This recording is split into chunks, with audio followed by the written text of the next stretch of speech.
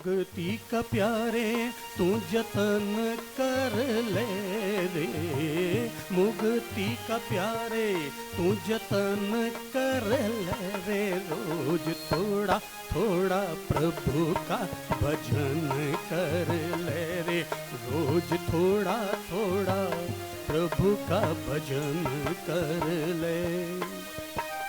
प्रभु को भजे तो प्रभुमय हो जाएगा, प्रभु को भजे तो प्रभुमय हो जाएगा। भक्ति से आत्मा का मैल धुल जाएगा, भक्ति से आत्मा का मैल धुल जाएगा। आत्मा का प्रभु से मिलन कर ले रे, आत्मा का प्रभु से मिलन कर ले रे। रोज थोड़ा थोड़ा प्रभु का भजन कर ले रे, रोज थोड़ा थोड़ा प्रभु का भजन कर ले।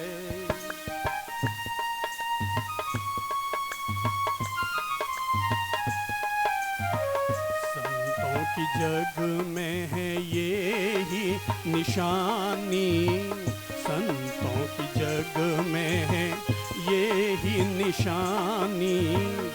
मीठे वचन और मीठी हो वाणी, मीठे वचन और मीठी हो वाणी।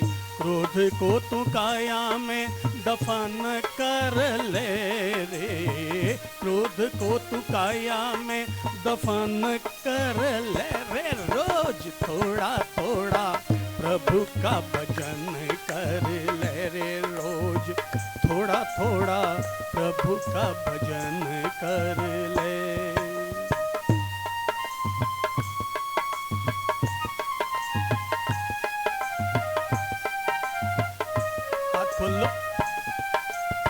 प्रभु भजन में अपने ताली वादन करके हाथों को धन्य कर लो, हाथों की रेखाओं को निर्मल और सौभाग्यशाली बना लो।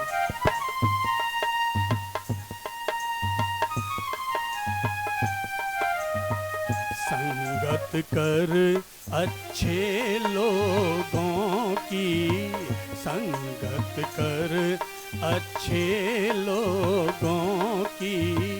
दवा मिल जाएगी सभी रोगों की, दवा मिल जाएगी। आत्मा के साथ साफ मन कर ले रे, आत्मा के साथ साफ मन कर ले रे। रोज थोड़ा थोड़ा प्रभु का भजन कर ले रे, रोज थोड़ा थोड़ा प्रभु का भजन कर ले। मुक्ति का प्यारे तू जतन कर ले रे, मुक्ति का प्यारे तू जतन कर ले रे। रोज थोड़ा थोड़ा प्रभु का भजन कर ले रे, रोज थोड़ा थोड़ा प्रभु का भजन कर ले रे, रोज थोड़ा थोड़ा प्रभु का भजन कर ले।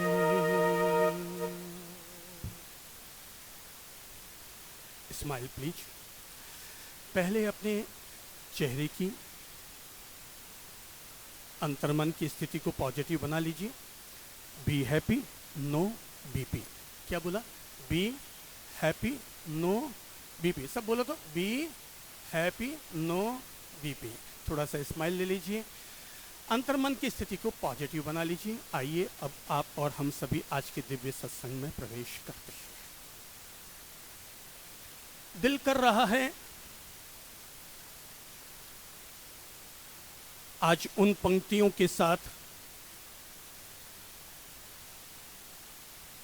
अपने दिव्य पैगाम की शुरुआत करूं, जो पंक्तियां सारे हिंदुस्तान की जुबां पर है।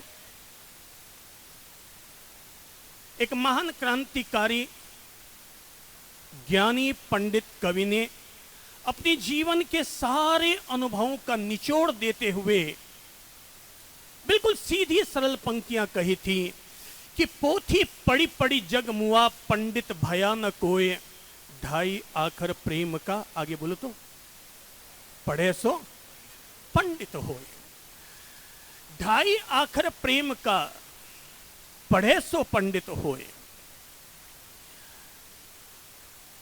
किसी भी व्यक्ति को अपने जीवन में, वो चाहे जिस धर्म का अनुयायी हो, चाहे जिस कुल में पैदा हुआ हो, चाहे जिस समाज का सदस्य हो, चाहे जिस वातावरण में रहता हो, अमीर हो या गरीब हो, विद्यार्थी हो या राजनेता हो, हम में से हर किसी व्यक्ति को एक पथ का अनुयायी होना चाहिए, और वो है प्रेम और शांति का पथ।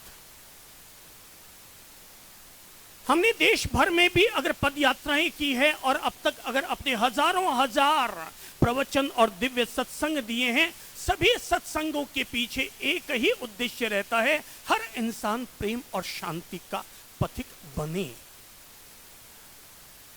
हम तो शांति दूत हैं ही, पर हम चाहते हैं कि हर व्यक्ति अपने आप में शांति दूत बने, क्योंकि शांति दूत बनना ही हम में से हर किसी व्यक्ति का पहला और अंतिम उद्देश्य हो जाना चाहिए। कबीर जैसे लोग तो कहते हैं कि पोथी पड़ी पड़ी जग मुआ, पंडित भया न कोय। आदमी के लिए केवल इतना काफी नहीं है कि इंसान किताबों को पढ़ पढ़ करके पंडित हो जाए। आदमी के लिए यह जरूरी नहीं है कि व्यक्ति को ज्ञान का अहंकार हो, व्यक्ति के लिए जरूरी है कि व्यक्ति को अपने अहंकार का ज्ञान हो। व्यक्ति के लिए जरूरी नहीं है कि व्यक्ति पढ़ पढ़ करके अहंकार का पोषण करे, बल्कि उसके लिए जरूरी है कि वो अपने अहंकार का ज्ञान करे। हम में से हर किसी व्यक्ति को अपनी जीवन के प्लस और माइनस पॉइंट को समझ लेना चाहिए, और किसी भी व्यक्ति का सबसे बड़ा अगर कोई प्लस पॉइंट हो सकता है, तो सबसे बड़ा प्लस पॉइंट यही है कि हर व्यक्ति अपने माइनस पॉइंट को समझे। और जब तक कोई भी व्यक्ति अपनी जीवन के माइनस पॉइंट को दूर नहीं करेगा, वो व्यक्ति चाहे जितना आईने के सामने चला जाए, चाहे जितनी अपनी सामायिक की आराधना कर ले, मंदिर में जाकर के श्री भगवान का पवित्र अभिषेक भी क्यों न कर ले, पर इंसान का पहला प्लस पॉइंट ये नहीं है कि वो सामायिक करता है, वो व्यक्ति मंदिर जाता है। व्यक्ति का पहला प्लस पॉइंट ये होना चाहिए कि व्यक्ति अपने माइनस पॉइंट को समझता है। मैंने ये बात इसलिए कहनी चाहिए, और मैं समझता हूं कि आज मैं जो कुछ कहूंगा वो मैं इसलिए कहूंगा क्योंकि मैं पिछले कुछ दिनों का साक्षी रहा, और मैंने देखा कि एक बुजुर्ग पति पत्नी प्रतिदिन सामायिक करते हैं, प्रतिदिन मंदिर जाते हैं, और शायद रोज 2 से 3 घंटे धर्म आराधना के लिए समर्पित करते हैं। पर मैंने पिछले 15 दिन में उन पति पत्नी को 3 बार एक दूसरे से नाराज होते हुए देखा है, और मैंने पाया है कि वे धर्म आराधना खूब करते हैं, पर वे आपस में एक दूसरे से नाराज हो जाते हैं। 2-2 दिन के लिए एक दूसरे से बातचीत भी नहीं करते, एक दूसरे की परवाह नहीं करते। और तब मुझे लगा कि इंसान के लिए केवल इतना काफी नहीं है कि व्यक्ति प्रतिदिन सामायिक करे, मंदिर जाए, उससे पहले कहीं ज्यादा जरूरी है कि व्यक्ति अपने माइनस पॉइंट को अपने जीवन से दूर करे। मेरी बात समझ में आ रही है? क्या करे? सबसे पहले अपने माइनस पॉइंट को अपने जीवन से दूर करें। व्यक्ति जब पढ़ता था, अपन सब जब पढ़ते थे, तो टीचर अपन लोगों की कॉपी में रोज ही कॉपी जांचते समय कभी राइट करते थे और कभी रॉन्ग कर देते थे, कभी राइट करते, कभी रॉन्ग कर देते थे। कभी एग्जाम में अपन सब लोगों को +10 मिला है, और कई बार अपन लोगों को -10 यानी 0/0 भी अपन लोगों को मिलता चला आया है। हम में से और आप में से हर किसी व्यक्ति को आज ये अपने आप में निर्णय करना होगा कि मैं अपने जीवन में अपने किन किन कार्यों को +20 का नंबर दूंगा, और कौन से ऐसे कार्य हैं जिनको मैं -20 का नंबर दूंगा। संत बनना बहुत अच्छी बात है। ये नवदीक्षित साध्वी जी महाराज संत बनी है। संत बनना बहुत आसान है, पर शांत होना हर संत के लिए भी कठिन होता है। संत होना आसान नहीं है, पर फिर भी कहूंगा संत होना आसान है, पर शांत होना संत होने से भी बड़ी साधना है। और अगर कोई व्यक्ति अपने घर में रहते हुए भी अपने आप को शांत प्रकृति का, पीसफुल माइंड, पीसफुल नेचर का अगर आदमी रखता है, तो मेरा दावा है वो आदमी घर में रहते हुए भी संत है। हाँ, अगर घर में रहकर भी आदमी शांत प्रकृति का रहे, अच्छे नेचर का रहे, तो व्यक्ति शायद संत बनने की जरूरत नहीं। पर जिन लोगों का नेचर ठीक नहीं हो पाता, उन लोगों को फिर संत बनने की भी जरूर होगी। प्रेम और शांति का हर व्यक्ति पथिक बने। आपसे कोई पूछता है आप कौन हैं, आपका झट से जवाब होता है कि मैं अमुक का चेला हूं, अमुक मेरे गुरु हैं, अमुक धर्म का अनुयायी हूं, अमुक का शिष्य हूं, अमुक समाज से जुड़ा हूं। मैं कहूंगा अपने आप को कभी भी जब आप सामायिक लेकर बैठे हैं, तब एक क्वेश्चन अपने आप से पूछ लीजिएगा, मैं कौन हूं? और अगर अंदर से जवाब आ जाए मैं प्रेम और शांति का पथिक हूं, समझ लेना आपकी सामायिक जिंदा हो गई, आपके सामायिक चरितार्थ हो गई, आपके जीवन का हिस्सा बन गई। आज अपनी बात की शुरुआत एक छोटी सी घटना के साथ करूंगा। एक ऐसी घटना जिसने कभी मुझे बचपन में प्रभावित किया था। और घटना केवल इतनी सी है कि एक सेनापति एक सदगुरु के पास पहुंचा, यह जानने के लिए कि दुनिया में स्वर्ग क्या है और नरक क्या है। स्वर्ग क्या है और नरक क्या है, ये जानने के लिए वो एक सदगुरु के पास पहुंचा। और जैसे ही पहुंचा उसने कहा, महाराज मैं आपसे अपने जीवन की एक महत्वपूर्ण जिज्ञासा का समाधान करने के लिए आया हूं। और मेरी जिज्ञासा इतनी सी है कि जीवन में स्वर्ग क्या है, नरक क्या है। लोग धर्म की किताबें और महाराज लोग स्वर्ग और नरक की चर्चा करते हैं, आप मुझे समझाएं कि स्वर्ग क्या है और नरक क्या है। सदगुरु ने सेनापति को देखा, उनके चेहरे को देखा और करीब बुलाया और बुलाकर कहा, भाई मैं तुम्हें स्वर्ग और नरक की बात समझाऊं उससे पहले जरा तुम अपना परिचय तो दो कि तुम हो कौन। उसने कहा, साहब आप मुझे पूछते हैं, अरे मैं तो मराठों का सेनापति हूं, मैं तो मराठों का सेनापति हूं। अच्छा तुम मराठों के सेनापति हो? अरे चेहरे को देखकर तो नहीं लगता कि तुम मराठों के सेनापति हो, चेहरे को तो देखकर लगता है जैसे तुम कोई सड़क छाप आदमी नजर आते हो। और जैसे ही ये बात सुनी कि तुम सड़क छाप आदमी हो, मराठे का खून गर्म हो उठा। उसने झट से अपनी तलवार बाहर निकाली और कहा, महाराज अगर तुम एक संत न हुए होते तो अब तक तुम्हारे द्वारा कही गई बात पर तेरी धड़ अलग हो चुकी होती। तुम एक संत हो इसलिए रह गए। अच्छा तो तुम्हारे पास तलवार भी है? अरे महाराज तलवार की क्या बात करते हैं, मेरे पास तो इतनी तेज तलवार है कि एक तलवार चलनी शुरू हो जाए तो 100 की गर्दन अलग होती चली जाए, तो इसमें धार भी है। ये सुनना था कि सेनापति ने झट से अपनी तलवार बगल के ही एक पेड़ की टहनी पर दे मारी और टहनी झट से नीचे आकर के गिर पड़ी। बोले, महाराज अब तो पता चल गया कि मेरी तलवार में कितनी धार है। ओहो, अरे भाई तुम तो बुरा मान गए, तुम तो बुरा मान गए। मेरे करीब आओ। और मैंने तो केवल तुम्हें जवाब देना चाहा था। तुमने मुझसे आकर के पूछा कि स्वर्ग क्या है और नरक क्या है। ऐ सेनापति, मेरे द्वारा कहे गए दो टेढ़े शब्दों को सुनकर तुम्हारे भीतर जो खून खौल उठा, तुमने तलवार निकाल ली, तलवार चलाने को तैयार हो गए। यही है जीवन का नरक, यही है जीवन का नरक। ओ महाराज, तो आप क्या मुझे कोई जवाब दे रहे थे? हाँ भाई, मैं तुम्हें तुम्हारे सवाल का जवाब दे रहा था कि स्वर्ग क्या है और नरक क्या है। ओ महाराज, अब बात समझ में आई। मैं तो व्यर्थ ही आग बबूला हो गया, क्रोध में पागल हो गया। झट से महाराज के पांव में गिरा, माफी मांगने लगा। कहा, महाराज सॉरी, महाराज सॉरी, महाराज सॉरी।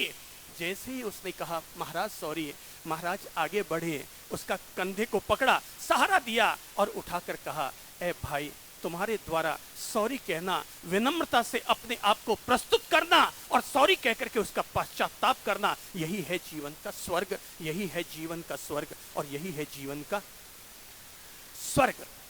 सेनापति ने आज जीवन का राज समझ लिया कि क्या है स्वर्ग और क्या है नरक। और मैं चाहूंगा अपन में से भी हर किसी व्यक्ति को ये बात भली भांति समझ में आ जानी चाहिए कि इंसान के जीवन का स्वर्ग क्या है और नरक क्या है। मेरा मानना है कि इंसान की एक हथेली पर स्वर्ग रहता है और एक हथेली पर नरक रहा करता है। जब जब इंसान प्रेम से किसी को गले लगाएगा तब तब स्वर्ग उसके इर्द गिर्द होगा, और जब जब इंसान नफरत की खाई में गिर करके एक दूसरे को धक्का मारेगा तब तब इंसान के बीच में नरक साकार हो जाएगा। ऐसा नहीं कि मरने के बाद स्वर्ग मिलेगा या नरक मिलेगा। हम में और बाकी के गुरुजनों में केवल इतना ही फर्क है, बाकी के गुरुजन इंसान को मृत्यु के बाद मिलने वाले स्वर्ग और नरक की भाषा सिखाते हैं, और हम वो गुरुजन हैं जो इंसान को जीते जी उसका स्वर्ग बनाने का राज सिखाते हैं कि किस तरह से इंसान के जीवन को स्वर्ग बनाया जा सकता है। बाकी के महाराज भविष्य को देखते हैं और हम वर्तमान के अनुपस्वी हैं। हम वर्तमान को देखते हैं और इंसान के वर्तमान जीवन को स्वर्ग बनाने में विश्वास रखते हैं। इंसान के वर्तमान जीवन को स्वर्ग बनाने में विश्वास रखते हैं। अब ये हमें देखना है कि हम अपनी एक आंख में स्वर्ग रखते हैं या एक आंख में हम नरक रखते हैं।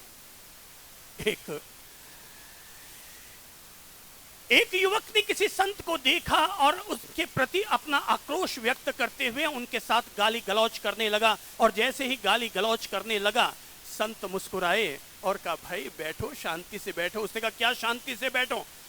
वो उनके गुरुओं पर चला आया, तेरे गुरु भी ऐसे, तू भी ऐसा, तू भी फालतू, तेरे गुरुजन भी फालतू। उसने कहा भाई, मुस्कुरा कर कहा नीचे बैठो भाई, आओ मेरे पास बैठो। अब तो वो और बदतमीजी पर उतर आया, और बदतमीजी पर उतर आकर के अब तो पुरखों पर चला गया। साला तू आज महाराज बना है, तेरे बाप दादे भी ऐसे थे, तेरे पुरखे भी ऐसे थे, और जितनी उनको गालियां निकाल सकता था गालियां निकाल डाली। संत मुस्कुराए और मुस्कुरा कर कहा आ भाई मेरे साथ आ, मैं तुझे तेरी हर गाली का जवाब दूंगा, मेरे साथ आ, मेरी झोपड़ी में चल। युवक को लगा अब ये महाराज मुझे झोपड़ी में ले जाकर के मेरी कुटाई और पिटाई करेंगे, पर उसने अपने दो दोस्तों को और साथ में बुला लिया, ये सोचकर कि अगर महाराज मेरी कुटाई करे तो मैं महाराज से कमजोर नहीं पड़ना चाहिए। दो युवकों को और साथ लिया और महाराज के साथ साथ कुटिया में गया। महाराज अपनी कुटिया के अंदर वाली कुटिया में गए और बाहर जब निकल कर आए तो उनके पास में मैले कुचैले गंध मारने वाले इतने सारे कपड़ों का अटाला पड़ा था। वो बाहर लेकर आए और बाहर लेकर आकर कहा भाई मैं तुम्हें तुम्हारे प्रश्नों का जवाब दूं उससे पहले ये थोड़े कपड़े, मैले कपड़े जरा पहन के दिखाओ। उसने कपड़ों को पास में लिया, बदबू मारने वाले मैले कुचैले कपड़े, मैले कुचैले कपड़े, और जब कहा कि इनको पहन के दिखा, उसने कहा झट से फेंक दिया और कहा महाराज इतने गंदे मैले कुचैले कोई कपड़े पहने जाते हैं? महाराज ने कहा भाई जैसे मैले कुचैले गंदे कपड़े तू मेरे मैले गंदे कपड़े तू नहीं पहन सकता, तो तेरे अपशब्दों के मैले कपड़ों को मैं पहनने को तैयार कैसे हो जाऊं?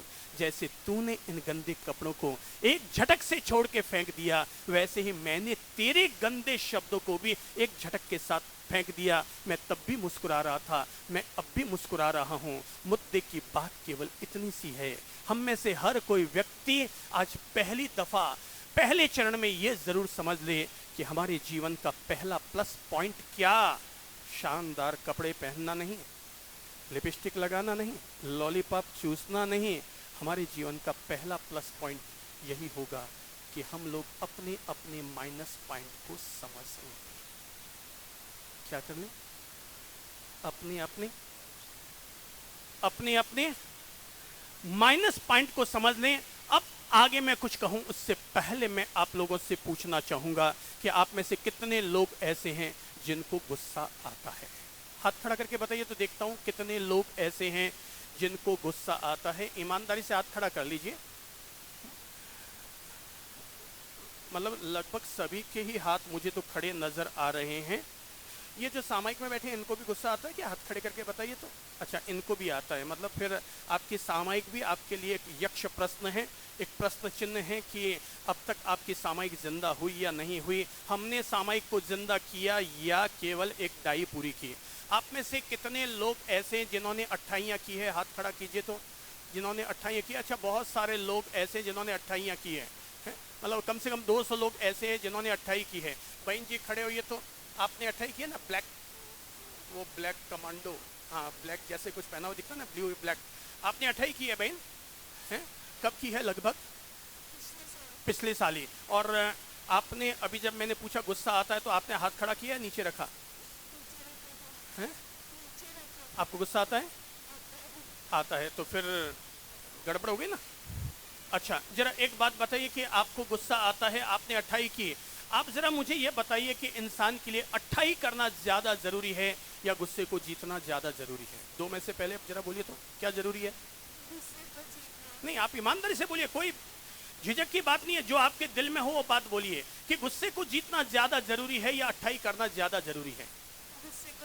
Very good. अब आपको ये तो महसूस हुआ कि आपने 28 की मगर अपने गुस्से को नहीं जीत पाई, तो अब क्या अपने को लगता है कि मैं एक ऐसी 28 करूं कि जिसमें मैं अपने गुस्से को जीत सकूं? क्या आपको लगता है ऐसा? हाँ, वेरी गुड, ठीक है। आपने 28 की पर गुस्सा आता है। आप में कोई ऐसा है जिसने 15 उपवास किए हों? हाथ खड़ा कीजिए तो कौन है जिसने 15 उपवास तक पहुंचा है? आपने 15 उपवास किए? भाई साहब खड़े हुए हैं। आपको गुस्सा आता है? आता है? हाँ, हाँ भरी है। आप में से कोई ऐसा व्यक्ति है जिसने मासिक क्षमण किया हो, 30 दिन का उपवास? कोई है? हाथ खड़ा कीजिए। वेरी गुड, खड़े हुए। आपने 30 उपवास किए हैं, क्या आपको क्रोध आता है? आता है। नहीं, मतलब कम आता है कि ज्यादा आता है? जैसी पोजीशन होगी उस हिसाब आप फिर भी कुछ तो अपना निरीक्षण कर लो। मैंने इसलिए कहा जीवन का पहला प्लस पॉइंट ये है कि तुम अपने अपने माइनस पॉइंट को समझो। जीवन का पहला प्लस पॉइंट यही है कि हम अपने अपने माइनस पॉइंट को समझें। आप अपने हिसाब से अपने आप को दीजिए, नंबर दीजिए कि आपको गुस्सा कितना परसेंट आता है। 100% में से आप देखिए आपको कितना परसेंटेज आता है। आप अपने मार्क्स दीजिए अपने आप को, 40%, 60%। आप अपने आप को कितना पास करना चाहेंगे, कितना फेल करना चाहेंगे? प्लीज टेल मी। 60%। 60% क्या? गुस्सा आता है। 60% गुस्सा आता है, यानी 60% फेल है और 40% पास है। ठीक है, अभी भी पास तो है। 60% गुस्सा आता है और 40% गुस्सा नहीं आता। Very good, sit down please. अब ये बात समझ में पहले ले लीजिए कि इन्होंने तपस्या की है, पर तपस्या करने मात्र से इनके क्रोध का उपशमन नहीं हुआ। इनके दिमाग में, इनके या अथवा आपके अथवा अपन सभी लोगों के दिमाग में जो तेजी उठती है, जो एक सेकंड में अपन आग बबूला हो जाते हैं, एक मिनट में अपन तैश खा जाते हैं। आज मैं केवल आप लोगों को एक बात के लिए संकेत देना चाहूंगा। हम में से हर कोई व्यक्ति आज यहाँ 1 घंटा बैठकर लगातार एक ही बिंदु पर विचार करे कि मेरे जीवन का प्लस पॉइंट क्या होगा। मैं कहूंगा प्लस पॉइंट यही होगा, हम लोग अपने अपने माइनस पॉइंट को समझें कि मेरे जीवन की कमजोरी क्या, मेरे मन की कमजोरी क्या, मेरे दिमाग की कमजोरी क्या। गुस्सा हो सकता है, अहंकार हो सकता है, मोह माया हो सकती है, किसी के साथ किया जाने वाला लोभ प्रपंच हो सकता है, छल छलावा हो सकता है। XYZ, हर किसी आदमी के अपने अपने माइनस पॉइंट हो सकते हैं। अब अगर अपन देखते हैं सामायिक करने वाले लोग, यहाँ अगर देखते हैं कितने लोग हैं जो रोज सामायिक करते हैं, सामायिक व्रत का अनुष्ठान करते हैं, कितने लोग हैं? हाथ खड़ा भाई साहब दीजिए तो, किसी एक माता जी बहन जी को दीजिए तो। आपको गुस्सा आता है कि नहीं आता है? आता है। आता है। बगल वालों को दीजिए, तो उन्होंने भी हाथ खड़ा किया सामायिक के लिए। आपको गुस्सा आता है कि नहीं आता है? आता है पर कम आता है। आता है पर कम आता है। कम आता है। बगल वालों को दीजिए, आपको गुस्सा आता है कि नहीं आता है? जी आता है महाराज। आता है जी महाराज श्री। अर्थात सामायिक व्रत का अनुष्ठान करने वाले व्यक्ति, आज जितने लोगों ने तपस्या की है उनके सामने एक यक्ष प्रश्न खड़ा करता हूं, और जितने लोगों ने सामायिक की आराधना की है उनके सामने भी यक्ष प्रश्न खड़ा करता हूं। और प्रश्न ये खड़ा करता हूं, कितना अपन लोगों के लिए सहज हो जाता है 1 28 कर लेना, 15 उपवास कर लेना, 1 मासिक क्षमण कर लेना, कितना सरल हो जाता है 1 सामायिक, 2 सामायिक, 5 सामायिक, महीने भर हर रोज सामायिक करना। ये आप करते हैं, ये अति श्रेष्ठ बात है। कि आप तपस्या करते हैं, दान करते हैं, शील का पालन करते हैं, पर आज मैं आपको केवल एक मुद्दे की ओर आकर्षित करूंगा, एक बिंदु पर आपका ध्यान केंद्रित करूंगा और मैं चाहूंगा आज अपन सभी लोग बैठकर इस बात पर विचार करें कि मुझे गुस्सा क्यों आता है, मैं क्यों करता हूं। क्या मेरा असली धर्म तब तक जन्म ले लेगा जब तक मैं गुस्सा कर लूंगा, या मेरे जीवन में असली धर्म और अध्यात्म का उदय तभी होगा जब मैं अपने कषायों का उपशमन करूंगा, अपने क्रोध की वृत्तियों पर अपना नियंत्रण प्राप्त करूंगा। मेरी समझ से कोई भी व्यक्ति अगर अपने गुस्से से पीड़ित है, ये हर आदमी जन्म के साथ लेकर आता है। प्राणी मात्र के साथ क्रोध की वृत्ति और प्रवृत्ति जुड़ी हुई है। एक छोटे से बच्चे से भी उसका खिलौना छीन लो तो हाथ पांव मारने लग जाता है, रोने और चीखने और चिल्लाने लग जाता है। दैट मीन्स हर आदमी के साथ ये मनोवृत्ति जुड़ी हुई है कि जब भी उसके मन के खिलाफ होगा तब तब आदमी को गुस्सा आएगा। जब जब आदमी के मन के खिलाफ होगा तब तब आदमी को गुस्सा आएगा। और मेरी समझ से किसी भी व्यक्ति को अगर गुस्से से बाहर निकलना है तो हम में से हर किसी व्यक्ति को गुस्से के दुष्परिणामों के बारे में विचार करना होगा। तब तक कोई भी व्यक्ति अपने मन के माइनस पॉइंट से बाहर नहीं निकल सकता जब तक वो उससे होने वाले दुष्परिणामों के बारे में विचार नहीं करेगा। आज अगर सोचो कि आज अगर आप क्रोध करते हैं, क्रोध करके आपने अब तक क्या पाया, सोचो, ठंडे दिमाग से सोचो। अगर आप अपने बेटे पर गुस्सा करते हैं, अपनी बेटी पर गुस्सा करते हैं, सोचो अपने पति और पत्नी पर गुस्सा करते हैं, गुस्सा करके आपने रिलेशन में मिठास घोली या अपने रिलेशन में खटास आई। कल तक जो आपका बेटा आपका मान करता था, पर अपन ने गुस्से के कारण उसके दिल में ऐसी कैंची चला दी कि अब वो हमारे सामने बोलने लग गया, हमारे सामने ही टेढ़े शब्द बोलने लग गया। मेरे भाई, क्रोध का कभी कोई परिणाम नहीं आता। जो बात हम तैश में आकर कहते हैं वही बात अगर प्रेम से समझा दो तो समाधान निकल कर आ जाएगा। और तैश में अगर आकर के कहते रहोगे तो एक दिन हमारा स्थान अपने बच्चों के दिल से उतर जाएगा। दुष्परिणामों के बारे में सोचो और देखो कि मैंने अब तक गुस्सा किया, मुझे क्या मिला। जब तक हम उसके नुकसान के बारे में नहीं सोचेंगे कोई भी व्यक्ति क्रोध से बाहर नहीं निकल सकता। कोई व्यक्ति संत भी बन गया था तब भी नहीं निकल पाया। उठा लिया होगा, शिष्य ने कहा होगा कि गुरुदेव आज आपके पांव के नीचे मेंढक का बच्चा आकर के मर गया, प्रायश्चित कर लो। व्यक्ति संत तो बन गया। शिष्य ने कहा भी था गुरु से, पर गुरु को बुरा लगा कि चेला मुझे ज्ञान दे और मुझे कहे कि गुरुदेव आपके पांव के नीचे से आज मेंढक का बच्चा मर गया। गुरु को आया गुस्सा और गुरु ने उठाया डंडा, मारने के लिए दौड़ पड़े अपने चेले को। चेला था छोटा बच्चा, अंधेरे का माहौल, बच के निकल गया। गुरु खंबे से टकराए और मर करके चंड कौशिक सांप हो गए। क्या हो गए? मर करके चंड कौशिक सांप हो गए। इसका मतलब ये हुआ संत बन गया आदमी पर शांत न हो पाया। संत बनकर भी मर कर के सांप हुआ और चंड कौशिक के नाग योनि में पैदा होकर भी जब शांत हो गया तो मर के स्वर्ग का अधिपति बन गया। हम में से अब पहले ये देखना होगा कि मैंने अब तक अपने गुस्से के क्या क्या दुष्परिणाम देखे हैं, क्या क्या दुष्परिणाम पाए हैं। मेरी समझ से ऐसा नहीं है कि मैंने कभी गुस्सा नहीं किया होगा, ऐसा नहीं है कि मैंने कभी गुस्सा नहीं किया होगा, पर मैंने गुस्से को किया और गुस्से का परिणाम भी देखा। मैंने प्रेम किया और प्रेम के परिणाम को भी देखा। और जब से मैंने प्रेम के परिणाम को देखा और समझा तब से गुस्से पर अपना कंट्रोल कर लिया, गुस्से पर अपनी विजय हासिल कर ली। और अब जब भी देता हूँ तो लोगों को गुस्से के शब्द नहीं बल्कि प्रेम भरे शब्द, मिठास भरे शब्द, वही लोगों को देना पसंद करता हूँ। और मुझे पता है रावण गुस्सा करता था इसलिए सगे भाई को खो बैठा।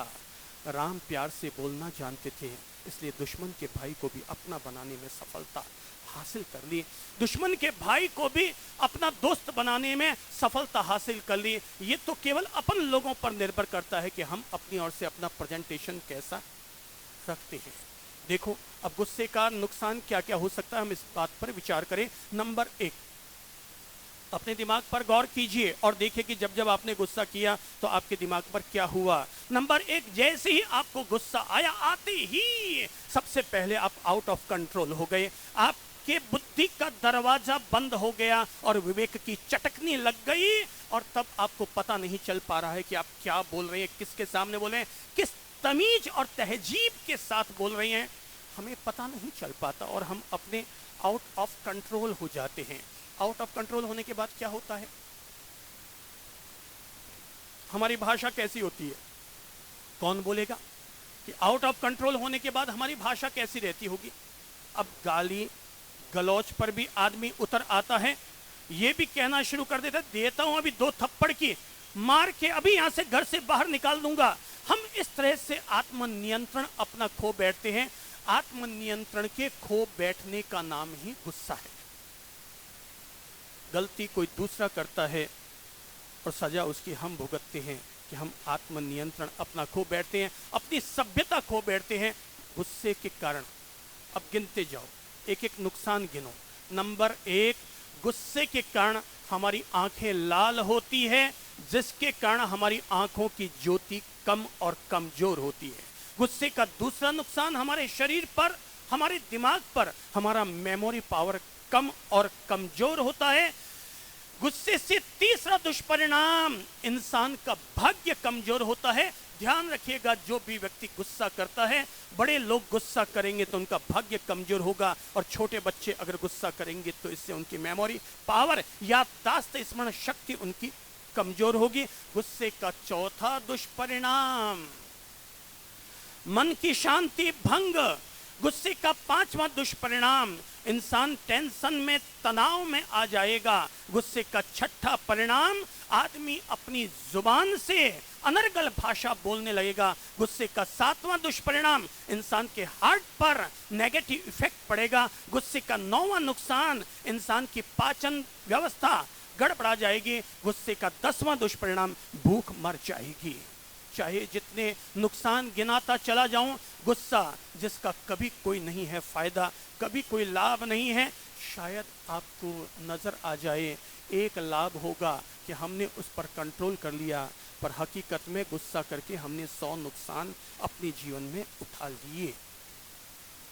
100 नुकसान अपने जीवन में उठा लिए।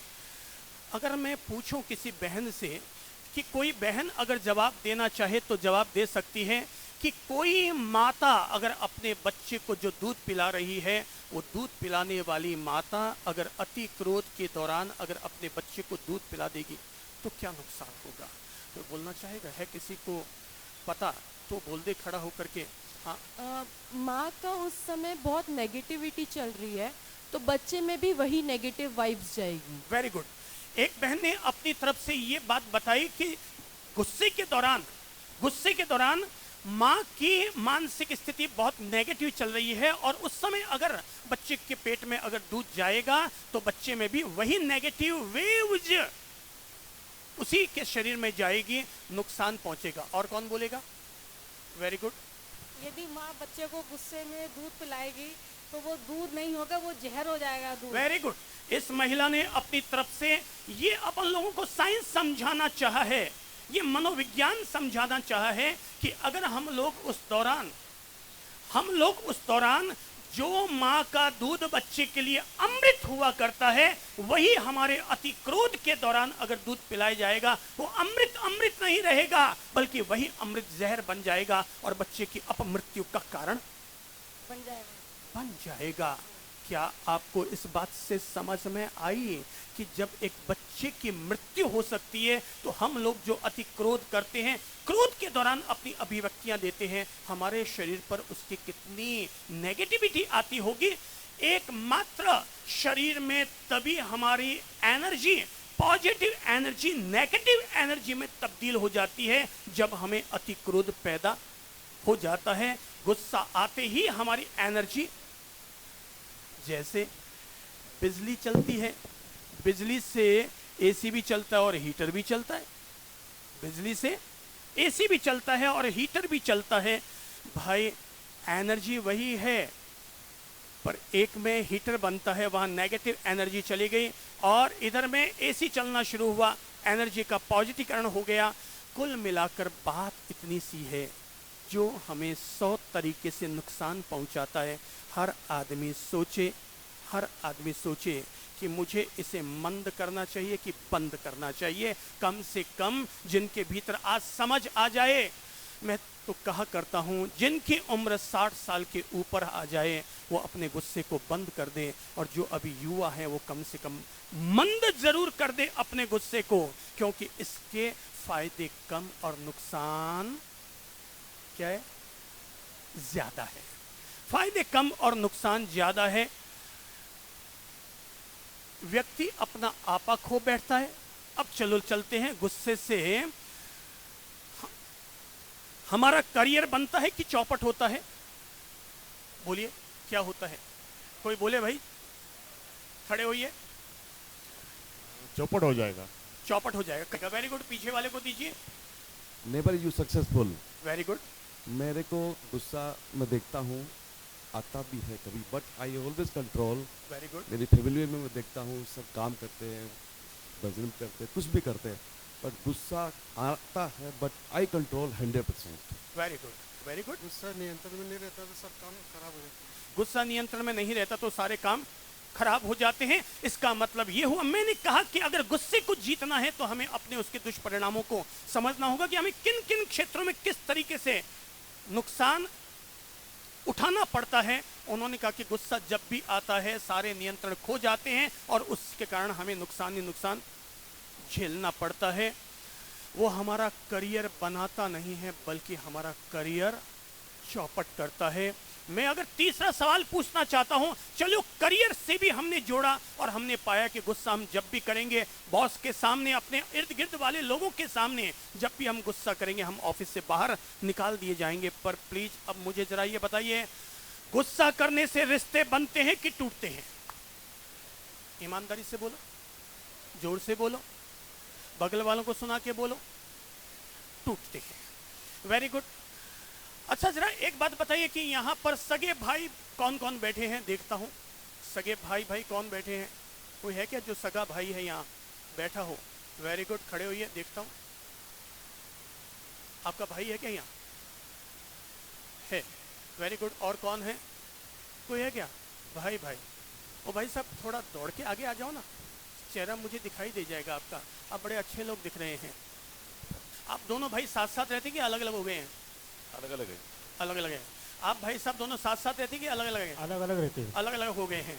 आपको ये बता दूं कि वे दो भाई खड़े हुए जिन्होंने भाई हैं, ये तो बड़े गौरव के साथ मान लिया, और दोनों अलग अलग हैं, और इन्होंने भी दोनों ने कबूल कर लिया कि हम दोनों अलग अलग हैं। मैं पूछना चाहूँगा भाई साहब ज़रा एक बात बताइए कि आप भाइयों के अलग होने में क्रोध की क्या भूमिका रही? ये जरा बताइए कि क्रोध की कोई भूमिका रही या नहीं रही, इतना थोड़ा सा समझा दीजिए तो हमें समझ में आए कि रिश्ता बनाने में क्रोध प्लस का काम करता है या माइनस का काम करता है। Okay please tell me. Minus का है, थोड़ा हैं? माइनस का ही काम करता है। माइनस का काम करता है। नहीं, कभी क्रोध की भूमिका रही है भाई के अलग होने में? थोड़ी बहुत नहीं। थोड़ी बहुत होती तो सेटल हो जाता, पर शायद ज्यादा रही इसलिए अलग हो गए। नहीं, थोड़ी बाकी के। अच्छा, थोड़ी बाकी रहेगी, वो आप निकालेंगे। ओके भाई साहब आप बोलिए तो। अभी 6 महीने में हमारी जो बुराइयां थी तो कम हो गई है। कम हो गई है। 6 महीने से कम हो गई है। कम हो गई है क्या? जो अपनी बुराइयां थी वो कम हो गई। 6 महीने से जो हमारी दूरियां और बुराइयां थी वो कम हो गई। वो अच्छी बात है, आपकी 6 महीने से बुराइयां कम हो गई, दूरियां कम हो गई, बहुत अच्छी बात है। पर मेरा सवाल केवल इतना सा है, आप जनता से ये सवाल पूछने का मकसद केवल इतना सा है कि हम ये जानना चाहते हैं कि रिश्तों में क्रोध ने आपके खटास डाली कि मिठास डाली? खटास डाली थी। खटास डाली। तो कभी भिड़े भी होंगे भाई? नहीं। कभी नहीं भिड़े? नहीं। आज तक कभी नहीं भिड़े? नहीं। कभी भिड़े ही नहीं, तो फिर अलग क्यों हुए? नहीं, मैं सर्विस की वजह से मैं पुणे में आ गया था, और मेरा भाई वो जो लोणन में था वो अभी 1 साल से पुणे में आया हुआ है। अच्छा, 1 साल से पुणे में आए, कभी भिड़े नहीं है? नहीं, ऐसा नहीं, तो झगड़े भी नहीं है, कुछ भी नहीं है। कुछ भी नहीं है, तो बहुत अच्छी बात है। ताली बजा के मैं आपका अभिनंदन करता हूं कि आप कभी भिड़े नहीं। शायद आप नहीं भिड़े, इसलिए दोनों भाइयों में प्रेम बना हुआ है। मैं इनसे भी कहूँगा, जो ये दो भाई हैं, मैं कहूँगा दोनों भाई एक दूसरे को गले लगा करके आज से अपने गुस्से को जीतने के लिए एक दूसरे से वादा कर लें और कह दें कि आज से हमारा रास्ता प्रेम का रास्ता होगा, क्रोध का रास्ता नहीं होगा। आज के बाद भाई कभी भाई को नहीं बोलेगा आई हेट यू, जब भी बोलेगा तो I love you, I love you, I love you. चलो एक दूसरे गले लगा के बोलो तो आई लव यू मेरे भाई।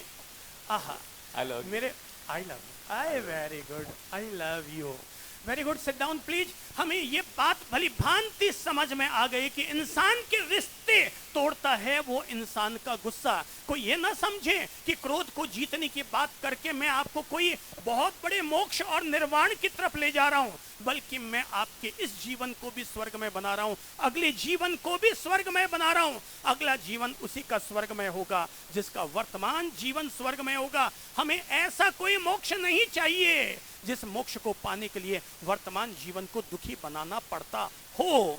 उसको तो हमने नहीं देखा, पर जिसको देख रहे हैं उसको तो कम से कम आनंदमय जरूर बना लें, उसको तो आनंदमय जरूर बना लें। रिश्ते तोड़ता है जब भी आदमी क्रोध करता है, जब भी आदमी क्रोध करता है रिश्ते टूटते हैं, व्यक्ति की आत्मा का पतन होता है। अगर हम धार्मिक और आध्यात्मिक दृष्टि से कहना चाहें तो व्यक्ति की आत्मा का पतन होता है। जिसके 100 नुकसान, 100 नुकसान। एक पिता अपने घर में इंटीरियर डेकोरेशन को ठीक करने के लिए शानदार खूबसूरत कुछ पेंटिंग अपने घर में खरीद कर लाया, और जब वो अपने घर में उन पेंटिंग्स को टांगने के लिए कील ठोक रहा था तो कीले ठोकते समय दीवार थोड़ी कड़क थी, आरसीसी का ज्यादा उपयोग किया गया था, इसलिए कील अंदर गड़ नहीं पा रही थी। हथौड़ी से ठोकता था पर अंदर जा नहीं पाती थी। जहां चली गई कील वहां पर तो उसने तस्वीर टांग दी, पर जहां नहीं जा पाती थी वहां कील मुड़ जाती थी। उससे गलती ये हो रही थी जहां भी कील मुड़ती वो वहीं पर वो कील फेंक देता और नई कील ठोकनी शुरू कर देता, नई कील ठोकनी चालू कर देता। अब ये इस तरह से वो कीलें ठोकता जा रहा था और अपने साथ लाई हुए 10-12 शानदार एक लाख की एक पेंटिंग, और वो अपने घर के इंटीरियर डेकोरेशन को ठीक करने के लिए पेंटिंग टांग रहा था कि इतने में ही बड़े भैया की आवाज आई। उसके 2 बच्चे थे, तो बड़े वाले बच्चे की आवाज आई, पापा पापा देखो पापा छोटू क्या कर रहा है। बोले क्यों, क्या हुआ? बोले ये कील लेकर के आपकी मर्सिडीज कार पर स्क्रैच डाल रहा है। जैसे ही ये बात सुनी पापा ने, जैसे ये बात सुनी मेरी मर्सिडीज कार पर और स्क्रैचेस डाल रहा है, दौड़ता हुआ पिता बाहर गया और लड़का वाकई लाइन खींच रहा था, उससे कुछ लिख रहा था कार पर, और ये बात आदमी को आउट ऑफ कंट्रोल कर गई। और जैसे उसने देखा स्क्रैचेस खींच रहा, उसके हाथ में हथौड़ी थी, उठा के दिम मारी अपने बच्चे के हाथ पर, और जाते ही वो हथौड़ी सीधे बच्चे के हाथ पर लगी। न केवल बच्चे के हाथ पर लगी बल्कि जहां उसका हाथ था वहां का सारा कार का वो ढांचा भी दब करके अंदर चला गया, खून बहने लगा। पापा चौंका। मम्मी को जैसे ही पता चला कि बेटे के हाथ पर हथौड़ी लग गई, मम्मी दौड़ी हुई आई, बच्चे को लेकर सीधी हॉस्पिटल गई। 3 दिन तक बच्चा बेहोश रहा, ऑपरेशन कर दिया गया, पर 3 दिन के बाद जब उसे होश आया वो हॉस्पिटल में था। डॉक्टर ने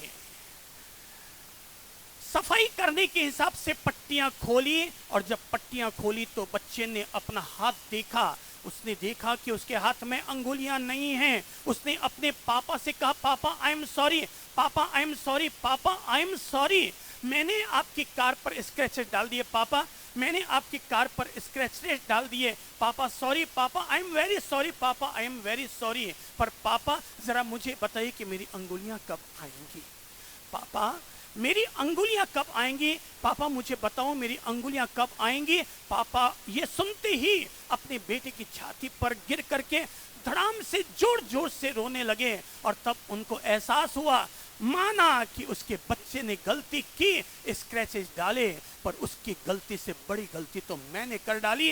अरे स्क्रैचेस डाले वो तो कलर ठीक हो सकता था, पर अंगुलियां अब जिंदगी भर के लिए बच्चा अपाहिज हो गया। अब इसकी अंगुलियां किस तरह से आ पाएंगी? बाप रोने लगा, बाप रोने लगा। बेटे को जिंदगी भर के लिए आज अपाहिजता मिल गई। हम में से हर आदमी इस बिंदु पर सोचे कि जब भी हमने गुस्सा किया हमें उसके दुष्परिणाम मिले। हम थे बाड़मेर शहर में, बाड़मेर शहर में थे, तो हम लोग बैठे हुए थे। इतनी में ही एक सज्जन आए और आते ही जैसे ही हमारे कमरे में उसने कदम रखा, अंदर घुसा और धड़ा धड़ धड़ा धड़ धड़ा धड़ अपने गाल पर चांटे मारने लगा। हम चौंके, ये आदमी है क्या, कर क्या रहा है, हो क्या गया इसे? वो आदमी अंदर आया, धड़ा धड़ धड़ा धड़। हम खड़े हुए, हमने उसका हाथ पकड़ा, बोले महाराज मेरे हाथ मत पकड़ो, मुझे ये चांटे खाने दो। और वो बराबर लगातार हमने जबरदस्ती उसके हाथ को पकड़ा। उसने कहा महाराज मेरा हाथ मत पकड़ो, ये मैं चांटे नहीं खा रहा हूं, बल्कि मैं ये प्रायश्चित कर रहा हूं। हम चौंके, ये प्रायश्चित, किस बात का प्रायश्चित? धड़ाधड़ चांटे खाता जा रहा है, उसके गाल लाल हो गए और चांटा भी वो वाला शानदार वाला, 5 उंगलियां पूरी जम जाए इतनी जोर वाला वो चांटा खाता जा रहा था। धड़ाधड़ चांटे खा रहा था। हम चौंके, बोले हो क्या गया इसे, हो क्या गया? बोले महाराज प्रायश्चित कर रहा हूं। हमने पूछा किस बात का प्रायश्चित? बोले महाराज जी हकीकत ये है कि मैंने कभी गुस्से में आकर के अपनी पत्नी के पेट पर मैंने लात मार दी थी, और मेरी पत्नी उस समय 4 महीने की गर्भवती थी। मेरे सामने ही मेरी पत्नी के पेट से बच्चा निकल करके और मेरे सामने जमीन पर गिर पड़ा। मैं अपने गुस्से के कारण अपने बच्चे को मरते हुए मैंने अपने सामने देखा। मैं अपने बच्चे का हत्यारा हूं। और ये कहते हुए उसने बताया अपनी आप बीती कि किस तरह से उसने अपनी पत्नी के पेट में लात मारी, बच्चा गिरा, हॉस्पिटलाइज करना पड़ा, 1 महीना लग गया वापस ब्लड को रुकने में मेरी पत्नी के। पर महाराज मैं बड़ा हत्यारा रहा। मैं एक जैन संत के पास गया और मैंने जाकर कहा महाराज मेरे से ये पाप हो गया, मैंने गुस्से में आकर अपने ही बच्चे की हत्या कर डाली, मैंने अपनी बीवी के पेट पर लात दे मारी। महाराज ने कहा तूने अपने बच्चे की हत्या की? अरे पापी जीवड़ा विचार कर कि ऐसा करके तूने कितना जघन्य अपराध कर डाला। बोले महाराज ये अपराध तो हो गया, अब मैं क्या करूं? बोले खड़ा हो, और खड़ा होकर के अपने गाल पर जोर के 50 चांटे लगा। और मैं खड़ा हुआ महाराज, और मैंने अपने गाल पर चांटे लगाए। वो महाराज तो उसी दिन वहां से विहार करके निकल गए। पर महाराज आज भी जब भी मुझे अपने बच्चे की याद आती है, मुझे अपने क्रोध की याद आती है, मैं उसका उसी दिन प्रायश्चित करता हूं। और जब याद आती मैं प्रायश्चित करता हूं। यहां भी जब मैं आपके पास आया हूं, मेरा कदम अंदर बाद में पड़ा, उससे पहले मुझे अपने बच्चे की हत्या याद हो आई, अपने क्रोध का एहसास हुआ आया, और तब मैंने निर्णय किया मैं आपके सामने भी 50 चांटे खाऊंगा। महाराज ये चांटे नहीं बल्कि मेरे किए का प्रायश्चित है, ये मेरे किए का प्रायश्चित है। ओहो, जो क्रोध यहां से यहां तक के हमें दुष्परिणाम दे सकता है, हम में से हर किसी व्यक्ति का पहला धर्म,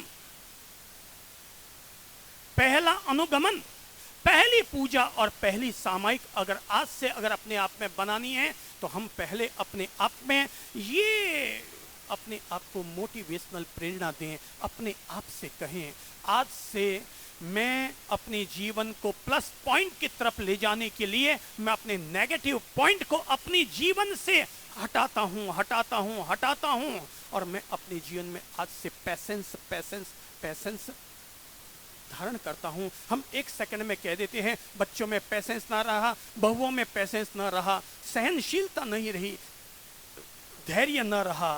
ओहो, बच्चों में तो पैसेंस नहीं रहा, पर बड़ों में कौन सा पैसेंस अभी है, बड़ों में कौन सा धैर्य अभी है। अपन सब लोग एक माजने के हैं, पढ़े लिखे आदमी भी गुस्सा कर रहे हैं और अनपढ़ भी गुस्सा कर रहे हैं, बड़े भी गुस्सा कर रहे हैं और छोटे भी गुस्सा कर रहे हैं। यहाँ कोई बाप बेटा भी बैठा है क्या? कोई पिता पुत्र है? देखता हूँ कौन है पिता पुत्र। वेरी गुड, खड़े होइए, तो हाथ खड़ा किया तो खड़े होइए, देखते हैं आप क्या है, पिता पुत्र है। ओके, दौड़ के ऊपर आइए तो देखता हूँ। अभी आपका इंटरव्यू लेता हूँ, देखते हैं कुछ लाइव करते हैं। आगे आइए दौड़ के, देखते हैं कोई सास बहू हो तो वो भी आ जाओ भाई। बेटा ये आपके पापा कौन से हैं? ये हैं। भैया आपके पापा कौन से हैं? ये हैं।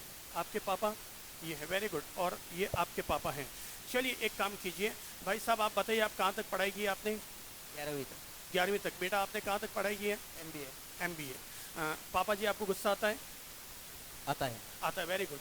बेटा आपको गुस्सा आता है? आता है। हाँ, 11th वाले को भी गुस्सा आता है और MBA वाले को भी गुस्सा आता है, वेरी गुड। बाप को भी गुस्सा आता है, बेटे को गुस्सा आता है। आगे बढ़िए, आप बोलिए तो बेटा आपने कहाँ तक पढ़ाई की है? इंजीनियरिंग। Engineering, very good. पहले तो कॉन्ग्रेचुलेशन। अच्छा, गुस्सा आता है? पापा पे नहीं आता। पापा पे नहीं आता है। पापा से बाहर डर वालों लगता पे है? पापा से डर लगता है? डर नहीं लगता। अच्छा, डर नहीं लगता डर है। नहीं लगता। अच्छा, पापा पर गुस्सा नहीं आता है, पापा जी को पूछते हैं, पर दूसरों पर गुस्सा आता है? गुस्सा आता है, हाँ, कंट्रोल करना है। कंट्रोल करना भी आ जाता होगा, ठीक है। आपको भी गुस्सा आता है? नहीं आपने आता। कहाँ तक पढ़ाई की है? बीकॉम। बीकॉम, ठीक है। बेटा ने को भी ज़्यादा आगे पढ़ा है। चलिए आगे देखते हैं इनको। प्रभु जी आपने कहाँ तक पढ़ाई की है? मैं M.Com तक पढ़ा हूँ। आप M.Com तक पढ़े हैं। और बेटा? मैंने इंजीनियरिंग की है। मैंने इंजीनियरिंग की है। यानी ये सभी कुल मिला करके बेटे जितने भी खड़े हैं वो सब ज़्यादा पढ़े लिखे हैं। आपको गुस्सा आता है? पापा के ऊपर या जनरल? गुस्सा आता है कि नहीं? अब किस पर आता है? ये कोई छांट के थोड़ी करते हैं। आता है। आता है। अच्छा चलिए उस बच्चे को दीजिए तो। हाँ बेटा, दादा को गुस्सा आता है? आता है। हाँ, वो बच्चे बिल्कुल सही बोलेंगे। बाकी वाले लोग फिर भी गड़बड़ बोल सकते हैं, पर बच्चे बिल्कुल सही बोलते हैं। अच्छा बेटा एक बात बताओ, दादा को गुस्सा आता है? पापा को? आता है। ये बिल्कुल। अच्छा, मम्मी को? आता है। और आपको? आता है। अच्छा, मतलब सारा खानदान एक जैसा ही है। ठीक है, ठीक है, ठीक है भाई। शिक्षित को भी गुस्सा आता है, अशिक्षित को भी गुस्सा आता है, ध्यान रखिए। अच्छा, सास बहू भी आई यार, सास बहू है क्या? चलिए आइए देखते हैं, आपको भी पूछ लेते हैं। आपने कहाँ तक पढ़ाई की है भाई? MBA। और मम्मा ने? 12वीं। आपको गुस्सा आता है? थोड़ा और ज्यादा से मतलब थोड़ी है, आता है, हैं? बोले सुसु आता है कि नहीं आता है? बोले थोड़ा थोड़ा आता है। भाई आता है कि नहीं आता है, बात ये हुई है। आता है। भाई लोगों ध्यान रखिएगा, गुस्सा जब भी आता है तो अकेले नहीं आता, पूरे फैमिली के साथ आता है। गुस्सा जब भी आता है तो अकेले को नहीं आता, अकेले मैं भी नहीं आता, वो पूरी फैमिली के साथ आता है। गुस्से के पिता का नाम है अहंकार चंद जी। क्या नाम है? अहंकार चंद जी। घमंडी राम जी गुस्से के पापा का नाम है। और गुस्से की माँ का नाम है उपेक्षा बाई। क्या नाम है?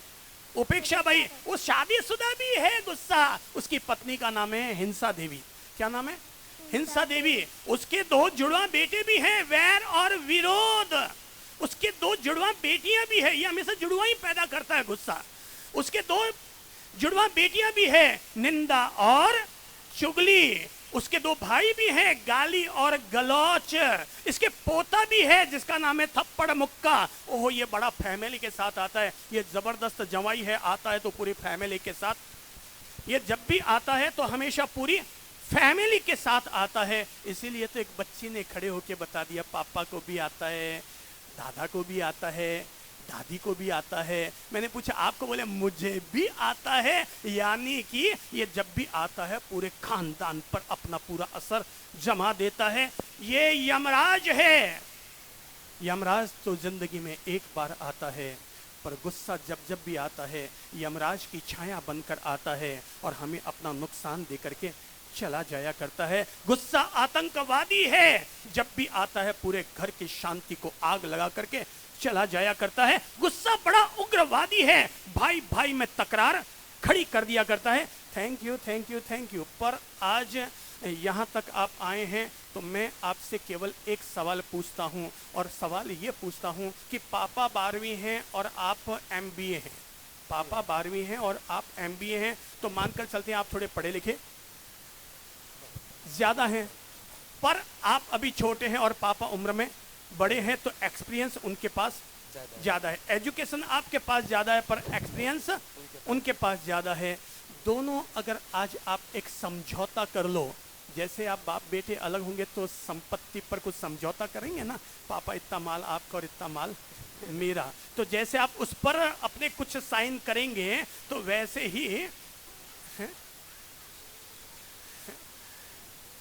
तो आप जब कुछ तो करेंगे। क्यों बेटा, आप भी तो करेंगे ना? हाँ, मतलब कुछ तो अपना। भाई हम तो केवल मुझे नहीं पता आप अपने विल में इनको क्या लिखेंगे और क्या नहीं लिखेंगे। हम तो चंद्र प्रभु और ललित प्रभु तो केवल एक काम करते हैं, विल में तुम्हें क्या लिखना है ये तुम निर्णय करो, पर विल लिखने से पहले अपनी गुडविल इतनी ज़रूर बना लो कि दोनों के दिल में एक दूसरे के लिए हमेशा प्यार, सम्मान और मोहब्बत भरा स्थान बना रहे। क्योंकि गुस्से में अगर विल भी लिखोगे तो दोनों के प्रति ऐसी तकरार रहेगी कि बाप बेटा एक दूसरे का मुंह देखने के भी काबिल नहीं रह पाओगे। इसलिए विल बाद में लिखो, एक दूसरे के लिए गुडविल पहले लिख लो। और पढ़े लिखे हो, पिता ने आपको पढ़ा लिखा कर तैयार किया है, आपको एमबीए इंजीनियर और क्या बनाया, आपको इंजीनियर बनाया है। तो ऐसी स्थिति में वादा कर सकते हैं आप चाहें तो, और वादा ये कर सकते हैं, पापा आज से मैं आपकी तमीज का ध्यान रखूँगा, आपके प्रति अपनी तहजीब रखूँगा, और मैं अपनी ओर से कभी भी आपको सीधे मुंह जवाब नहीं दूंगा। मैं क्या नहीं करूँगा? सीधे मुंह जवाब नहीं दूंगा। मेरी भाषा बताएगी मैं आपका बेटा हूँ, बाप का बाप नहीं। मैं आपका बेटा हूँ, मेरी भाषा, मेरी लैंग्वेज बताएगी कि मैं आपका बेटा हूँ, न कि बाप का बाप हूँ। अगर कोई आदमी ये बात अपने आप से प्रॉमिस कर ले कि मैं अपने पिता के सामने कभी पिता का पिता नहीं बनूंगा, हमने हमेशा अपने आप को पुत्र और पुत्री बनाकर ही उतनी ही मर्यादा की भाषा उपयोग करूंगा, मेरा दावा है वो हर आदमी अपने क्रोध पर जीत पाने में विजय हासिल कर लेगा, कर लेगा, कर लेगा। क्या आप अपने पापा से वादा कर सकते हैं? क्या वादा करेंगे कि आज से सीधे मुंह जवाब नहीं दूंगा? मेरे भाई बहनों, घर के सुख शांति का एक ही मंत्र है, और वो मंत्र है, आंख को कभी लाल मत करो और जीभ को कभी कड़वा मत करो। घर की सुख शांति का एक ही मंत्र है। क्या है? बोलो तो बेटा।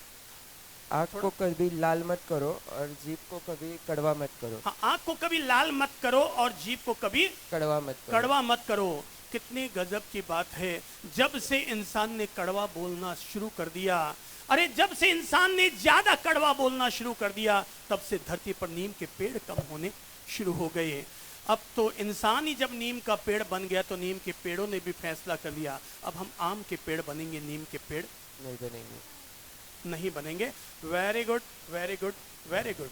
अपने आप से वादा करो, आज से मेरी जबान, मेरी भाषा, मेरी लैंग्वेज ये सिद्ध करेगी, मैं सामायिक व्रत करूं या न करूं, पर मेरे चित्त में समता जरूर रहेगी, मेरे चित्त में समता जरूर रहेगी। हाँ बेटा, आपने कहाँ तक पढ़ाई की है? इंजीनियरिंग देते हैं, देखते हैं। आपने इंजीनियरिंग की है, हैं?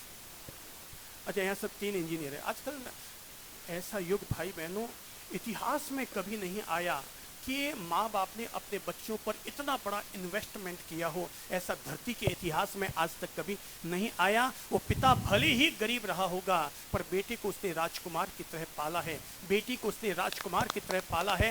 हर बेटे को, आज का हर माता पिता, वो भले कम पढ़ा लिखा हो, लेकिन उसने अपने पिता, हर माता पिता ने अपने बच्चों को MBA engineer, LLB law, computer engineer, high से हाई एजुकेशन दिलाकर उसने केवल एक सपना देखा, मेरा बच्चा बड़ा इंसान बने, अच्छा इंसान बने। वो केवल यही चाहता है, एक बड़ा राजकुमार मैंने पैदा किया है। मैं राजघराने में पैदा हुआ है ना हुआ, पर मैं अपने बच्चे को राजकुमार जरूर बना दूंगा। वादा करो, अपने पापा से हाथ मिलाओ और हाथ मिलाकर वादा करो, आज से मैं आपकी तमीज और मर्यादा का ध्यान रखूंगा। वादा कीजिए, अपने अपने पापा से हाथ मिला करके वादा कीजिए, वादा कीजिए। असली तो बच्चों को वादा करना है। और वेरी गुड, अच्छा पापा ने अपने बेटी को गले लगा के वादा किया, वेरी गुड। अरे भाई, अगर हम अपने बच्चों पर गालियां ठोकेंगे तो प्यार फिर किससे करेंगे? हैं? पैर नहीं अच्छा, पैर छूने में शर्म आती? नहीं नहीं नहीं नहीं, पैर उनको छूने में तभी शर्म आएगी जब आपको अपने पापा के पैर छूने में शर्म आती होगी। आप अपने पापा के रोज पाँव छूते हैं क्या? हैं? डेथ हो गई, और कोई बात नहीं, डेथ होगी तो तस्वीर के सामने झुक जाओ। झुकना आदमी को आना चाहिए। ज्यों ज्यों आदमी झुकेगा त्यों त्यों आदमी पक्का आम बनेगा। जब तक झुकने से जी चुराता रहेगा तब तक खट्टी कच्ची कैरी बना हुआ रहेगा। Very good, very good, very good. Thank you आप सब लोगों के लिए। आप लोगों ने अपने आप से वादा किया, वादा किया है? दादा को गुस्सा आता है क्या? दादा को गुस्सा आता है क्या? पापा को आता है। आता है। बेटे को गुस्सा आता है क्या? थोड़ा माइक में बोल के दिखाइए ना, देखते हैं। थोड़ा बहुत आता है गुरुजी। थोड़ा बहुत आता है। मेरी समझ से मैंने आपको कभी प्रेरणा दी है कि आप दीक्षा ले लें, आप संत बन जाएं। अब जब तक आप संत न बने तब तक आपके लिए एक ही तपस्या, एक ही साधना है, और वो है अपने गुस्से को काबू करना, जीतना। अरे कब कौन मर जाएगा क्या पता, जितना अपनी ओर से प्यार लुटा जाओ ये दुनिया हमें उतना ही याद रखेगी।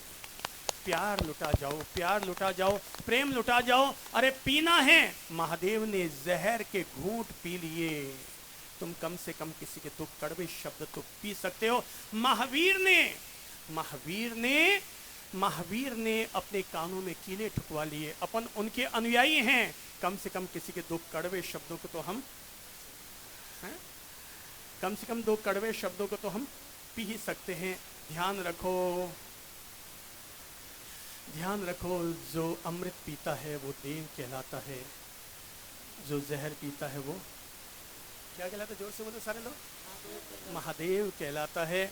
मैंने यहाँ केवल पिता और पुत्र को ही ला के खड़ा किया है, पति पत्नी को किसी को बुला के खड़ा नहीं किया है, पति पत्नी को बुला के खड़ा नहीं किया, क्योंकि मुझे पता है कि जो अमृत पीता है वो देव कहलाता है, जो जहर पीता है वो महादेव कहलाता है, पर जो ये दोनों पीने को मजबूर होता है वही पतिदेव कहलाता है। वही पतिदेव कहलाता है। Okay, sit down, very good. आपने वादा किया सासू माँ से? अरे जितनी भी बहनें और भाई बैठे, अपने आप से दिल पर हाथ रख करके वादा करो, अपने आप से वादा करो कि मैं अपने स्वरूप को ध्यान रखूंगा, मैं बहू हूं तो बहू की मर्यादा में रहूंगी, कभी भी अपनी सास की सास नहीं बनूंगी, मैं अपने पिता के सामने पुत्र बन करके जीऊंगा, कभी भी बाप का बाप नहीं बनूंगा। हमारी भाषा, हमारी मर्यादा ही तो बताएगी ये अच्छे पिता का अच्छा पुत्र है। एक पति पत्नी फिल्म हॉल में बैठे बैठे फिल्म देख रहे थे, एक पति पत्नी फिल्म हॉल में बैठे बैठे फिल्म देख रहे थे। इतने में ही छोटा बच्चा रोने लगा, और जब बच्चा रोने लगा तो पति ने कहा अभी चुप करना। उसने कहा कर तो रही हूं ट्राई, वही तो ट्राई कर रही हूं। अबे क्या ट्राई कर रही हूं? सारी फिल्म देखने में सब मजाक किरकिर कर रहा है, चुप कर। अरे बोले चुप कर रही हूं, बोले दूध पिला। अरे बोले वही तो पिला रही हूं। अरे क्या आप नहीं पिला रहे हो, दोबारा पिला इसे। अरे वही तो पिला रहे हो। बोले मार इसके दो जूते, ये क्या नहीं पिएगा, इसका बाप पिएगा। ये क्या नहीं पिएगा, इसका बाप पिएगा। अब बैठ जा वहीं पर पीने के लिए, तू भी बैठ जा भाई, बेटा भी बैठा है, तू भी पीने के लिए बैठ जा। हम लोग आउट ऑफ कंट्रोल हो जाते हैं। हम एक घर के बाहर से गुजर रहे थे, अंदर में शोरगुल चल रहा था।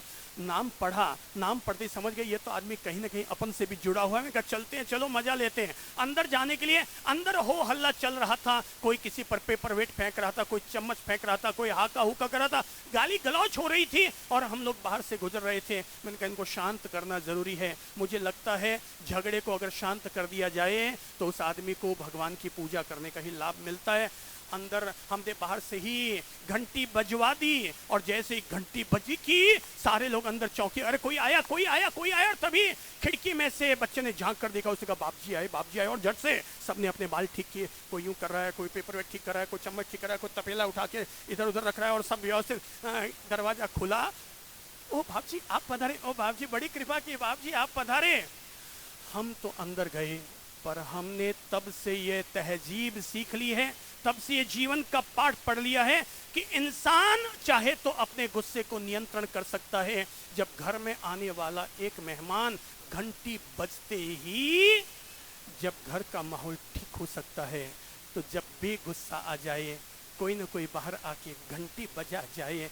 चंद्रप्रभ कुछ नहीं कर रहा, केवल एक घंटी बजा रहा है ताकि अंदर का माहौल ठीक हो जाए। अपने जीवन का पहला प्लस पॉइंट यही होगा, हम अपने जीवन के माइनस पॉइंट को समझें और उस माइनस पॉइंट को अपने जीवन से दूर करें। न केवल ये कहें कि मेरी बहू में ये कमी, आप केवल अपनी बहू का माइनस पॉइंट दूर मत कीजिए, सबसे पहले अपना माइनस पॉइंट दूर कीजिए। गुस्सा अगर आता है, पहले तो आपको छोटी छोटी ये टिप्स दे देता हूं। गुस्सा आ गया तो क्या कर लें, और फिर गुस्सा न आए तो हम क्या करें। नंबर 1, गुस्सा आ जाए तो क्या करें। सबसे पहले जहां लगता है गुस्सा आ गया, हाथों हाथ 2 गिलास पानी उठा करके सिर पे, ठीक है सिर पे डाल लो भाई। वो जयंती बाबू कहते हैं सिर पे डाल लो, वो अपना एक्सपीरियंस ये सुना रहे हैं, तो ठीक है सिर पे डालो, मैं तो आपके मुंह में डाल रहा था। बस यही है कि अगर आपको सिर पे डालना हो तो अपने सिर पर डालिएगा, अगले सिर पर डाल दिया तो लेने का देना पड़ जाएगा। खुद के सिर पर डाल लेंगे तो वहां बात संभल जाएगी, अगले के सिर पर डाल दिया तो भाई फिर बड़ा गड़बड़ हो जाएगा। एक बच्चा आया और आकर के कहने लगा, बाप जी बताइए ठंडे पानी से क्या गर्म हो सकता है। मैंने कहा ठंडे पानी से क्या गर्म हो सकता है, हीटर से तो कोई चीज गर्म हो सकती है, ठंडे पानी से कोई गर्म थोड़ी हो सकता है, ठंडे पानी से कोई गर्म थोड़ी हो सकता है। उसने लाकर के झट से बगल में बैठे हुए आदमी पर डाल दिया, उसे यही है क्या? बोले मैंने कहा ना ठंडे पानी से कोई गर्म हो सकता है। देखो ये आदमी गर्म हो गया, ठंडा पानी अगले को गर्म कर देता है। मैं तो आज आपको केवल एक ही मुद्दे की बात समझाऊंगा। जीवन में अगर प्लस पॉइंट पाना है तो अपने माइनस पॉइंट को जीवन से क्या कहो, गुस्सा गो, गुस्सा गो, गुस्सा। आधे लोग बोले, पूरे लोग नहीं बोले, बोला तो गुस्सा गो, गुस्सा गुस्सा गो, जाने दो प्यार से। वही बात जब भी लगे गुस्सा आ गया, नंबर 1 2 गिलास ठंडा पानी पी लो। लगता है गुस्सा करने के लिए पास में पानी नहीं है तो मैं कहूँगा भाई एक काम करो, अपनी जेब में अपनी पर्स में 2-4 टॉफियाँ रखा करो, 2-4 टॉफियाँ रखा करो, मिश्री का टुकड़ा रख लिया करो। और जैसे लगे गुस्सा आने लगा, एक मिश्री का टुकड़ा निकाला, एक टॉफी निकाली और मुंह में रख ली, और ये प्रतिज्ञा रखो कि जब तक मेरी टॉफी मुझे मजा देती रहेगी अंदर में, तब तक गुस्सा नहीं करूंगा। टॉफी चूसो, बड़ा मजा आएगा। आप पल्स वाली टॉफी चूस सकते हैं, खट्टी मीठी बड़े मजेदार होती है। आप पार्ले की टॉफी चूस सकते हैं, आप राजस्थान की बनी हुई मिश्री की डली मुंह में रख करके चूस सकते हैं। आप चूस कर देखो, आपको मजा आता रहेगा। सामने वाला बोल रहा है, बोलता रहा है, बोले मैं तो मेरा मजा दे रहा हूँ। बोले क्या कर रहा हूँ? बोले लॉलीपॉप चूस रहा हूँ, मैं मेरी लॉलीपॉप चूस रहा हूँ। आप अंदर में अंदर मजा लेते रहे और वो बाहर का बाहर आप पर हक्का हुक्का करता रहेगा। मिश्री का टुकड़ा चूस लो, मिश्री का टुकड़ा जब तक न गले ना तब तक मन में रखो, जब तक ये नहीं गलेगा मिश्री का टुकड़ा तब तक मैं शांत शांत शांत रहूंगा, शांत शांत शांत रहूंगा। आपको ताज्जुब की बात ये बता रहा हूँ, गुस्से की उम्र कभी 100 साल की नहीं होती। आपकी उम्र 100 साल की है पर गुस्से की उम्र 100 साल की नहीं होती।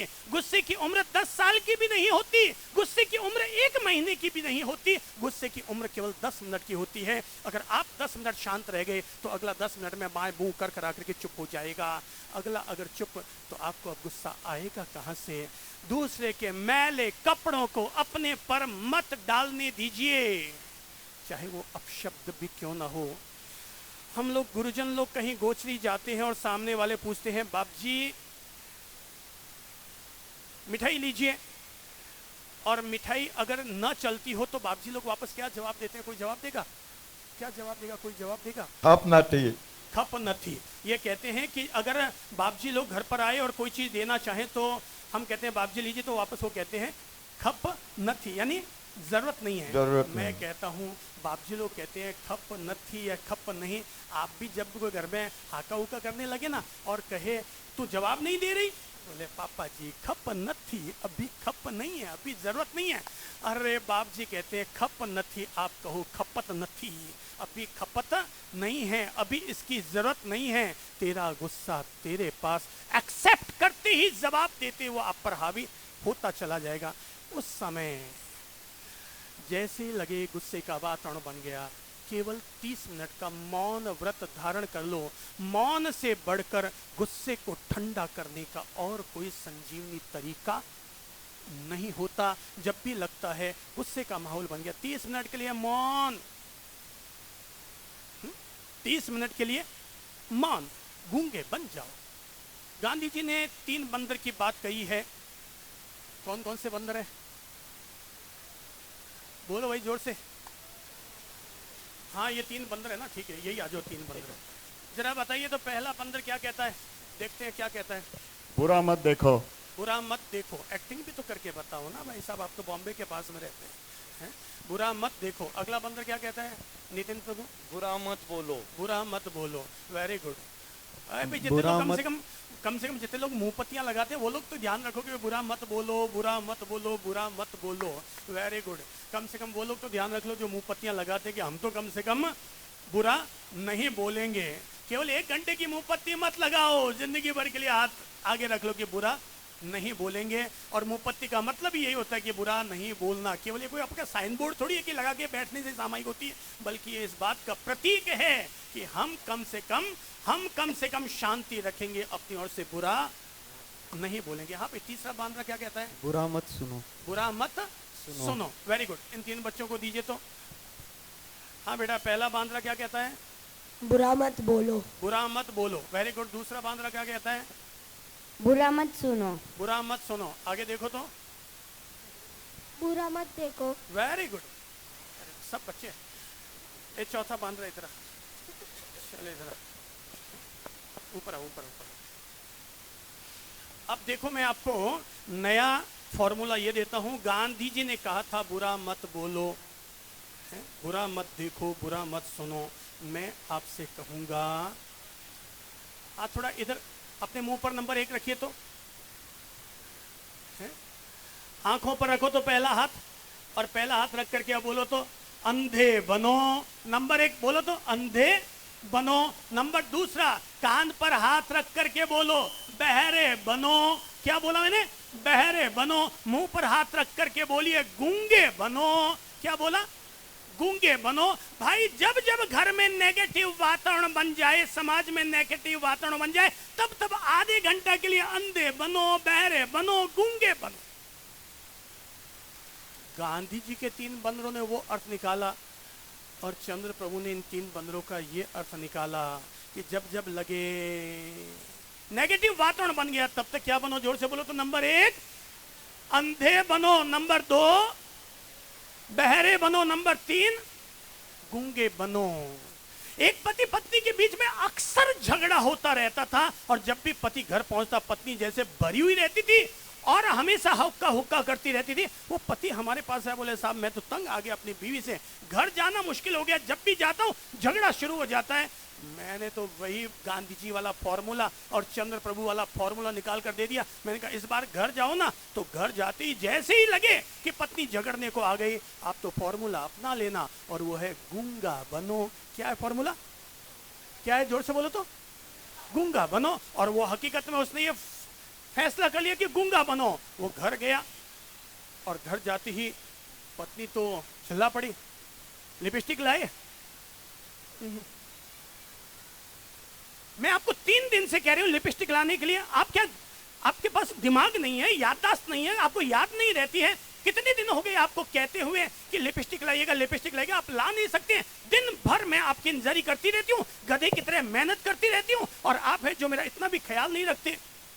पति ने जैसी ये बातें सुननी शुरू की, पति को चंद्र प्रभु ने क्या समझाया? क्या बनो? क्या बनो? जोर से बोलो तो। गूंगा बनो। और उसने झट से ही, जैसे ही पत्नी झल्लाने लगी, उसने झट से 10 मिनट के लिए गूंगा बनो, और वो अपने आप में चुप हो गया। अब वो पत्नी चिल्लाई जाए, चिल्लाई जाए, चिल्लाई जाए, अब वो चिल्लाई जाए तो वो गूंगे के गूंगा बनो, बोले 10 मिनट का गूंगा बन जाओ। अब वो 10 मिनट के लिए गूंगा बन गया। अब वो पत्नी झिला झिला कर, अब कोई आदमी सामने वाला जवाब नहीं देता है तो कितनी देर तक चिल्लाएगा अगला आदमी? बोली तो। 2 से 3 मिनट। 2 मिनट। हाँ, जितना एक्सपीरियंस है उतना ही बताइएगा। 2 से 3। नहीं, बहुत अच्छे आदमी है श्रीपाल प्रभु, बहुत अच्छे आदमी है, पर ये अपने को समझने की बात है। वो 2 मिनट, 3 मिनट, 4 मिनट जलाएगी, और तब वो 5 मिनट तक हो हा करके चुप हो गई।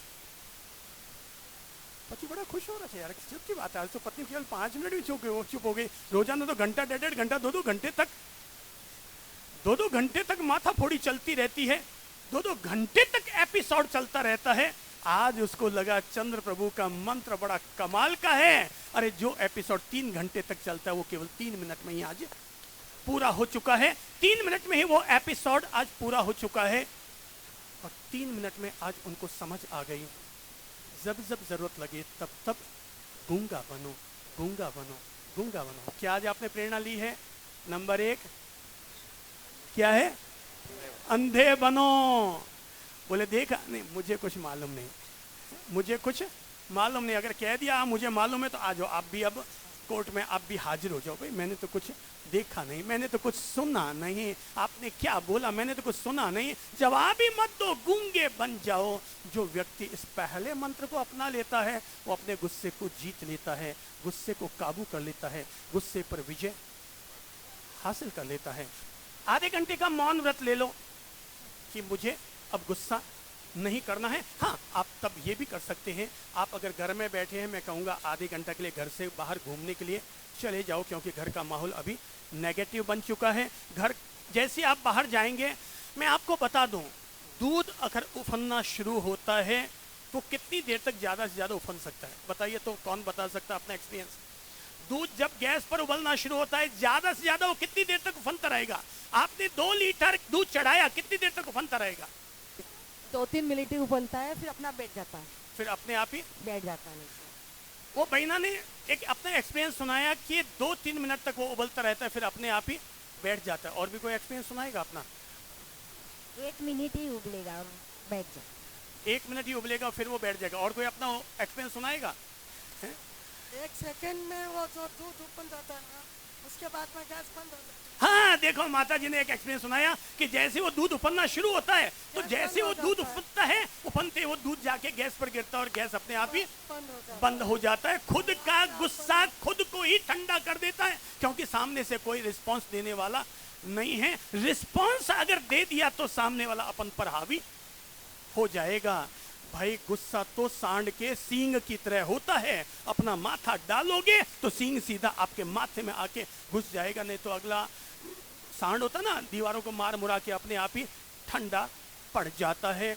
इसलिए मैंने कहा घर से भले बाहर निकल जाओ आधे घंटा के लिए, है किसी दोस्त से मिलने चले जाओ, किसी फिल्म देखने चले जाओ, और कोई जगह ना मिले तो चंदा प्रभु और ललित प्रभु के पास आकर के 1 घंटा के लिए बैठ के चले जाओ। आपका माथा भी ठंडा, वहां का माहौल भी ठंडा। बड़ा अच्छा एक विज्ञापन आता है और वो है कूल कूल। क्या है?